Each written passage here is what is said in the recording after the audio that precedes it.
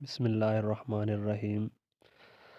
आज biological foundation of physical education में जो थ्योरीज़ का टॉपिक है उसमें पहली थ्योरी जो है वो गैल्टन्स थ्योरी ऑफ हेरिडिटी है।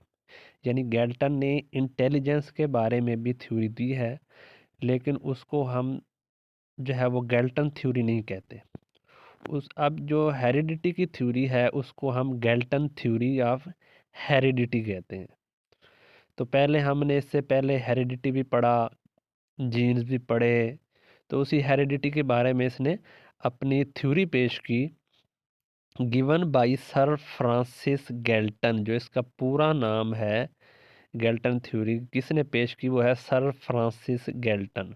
अब इसका अदर नेम जो है गैल्टन थ्योरी का, हम इसको कहते हैं ट्रांसमिशन ऑफ ट्रेट। के जो उसकी खसूसियात हैं वो जो है आगे ट्रांसफ़र हो जाती हैं। ट्रांसमिशन ऑफ ट्रेट जो खसूसियात होती हैं माँ बाप के, वो बच्चों में मुंतकिल होती हैं। इसका जो है इसको हम टी सुकेयर भी बुलाते हैं। टी सुकेयर भी इसको हम बुलाते हैं। अक्सर पेपरों में पूछ लिया जाता है कि गैल्टन थ्योरी जो है किसने पेश की, तो वो सर फ्रांसिस गैल्टन है। और इसका अदर नेम जो है वो ट्रांसमिशन ऑफ ट्रेट है या टी सुकेयर है।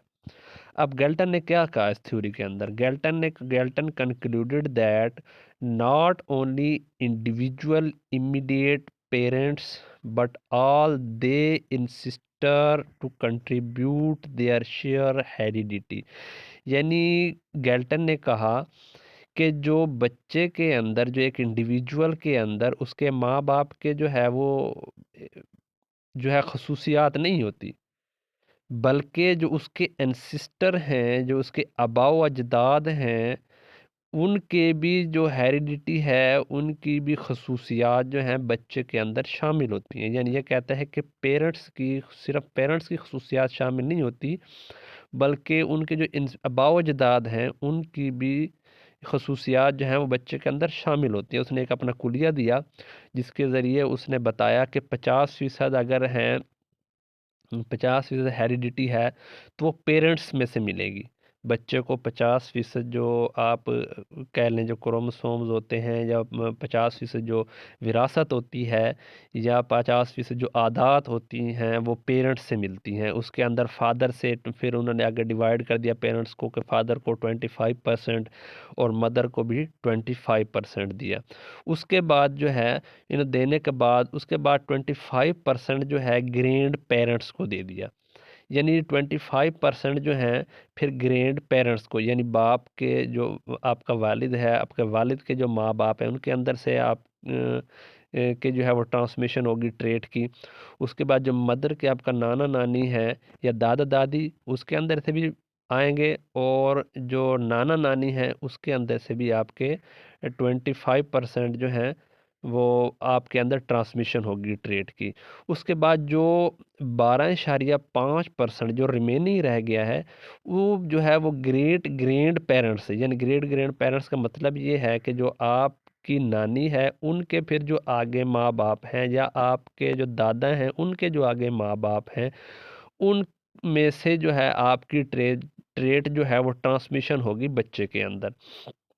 यानी कहने का ये मतलब है कि सिर्फ माँ बाप जो है इनके ज़रिए जो है वो ट्रांसमिशन ऑफ ट्रेट नहीं होती, बल्कि ये ट्रांसमिशन ऑफ ट्रेट जो है वो आपके एंसिस्टर में से भी होती है। एंसिस्टर का मतलब ये है कि आपका नाना नानी, दादा दादी, फिर नाना नानी के आगे माँ बाप जो हैं, और आपके दादा दादी के आगे माँ बाप जो हैं, उनके अंदर से भी ये ट्रांसमिशन ऑफ ट्रेट जो है वो की जाती है। अक्सर जो सवाल जो है वो पूछा यही जाता है कि गैल्टन थ्योरी का देने वाला कौन है, इसका अदर नेम कौन है, अदर नेम क्या है, और इसका मकसद क्या है, इसने बयान क्या किया है, उसके बारे में ये बताता है कि ये जो आपकी जो हेरिडिटी है, जो आपकी विरासत है, ये माँ बाप से नहीं होती। ये आदत जो हैं, जो खसूसियात जो हैं, जो करैक्टर हैं आपके, ये सिर्फ आपके पेरेंट्स से नहीं आते, बल्कि ये आपके आबाओ अजदाद से जो है आप में मुंतकिल हो रहे होते हैं। फिर उसने कुलिया दिया 50% का, कि 25% वालिद के और 25% माँ के, फिर 25% जो है ग्रैंड पेरेंट के, दादा दादी नाना नानी से आपके आते हैं। और उसके बाद जो है वो ग्रेट ग्रैंड पेरेंट्स, यानी आपके जो दादा दादी के माँ बाप हैं उनसे, नाना नानी के माँ बाप हैं उनसे ये आते हैं। इसके साथ ही अल्लाह हाफिज़, अस्सलाम वालेकुम।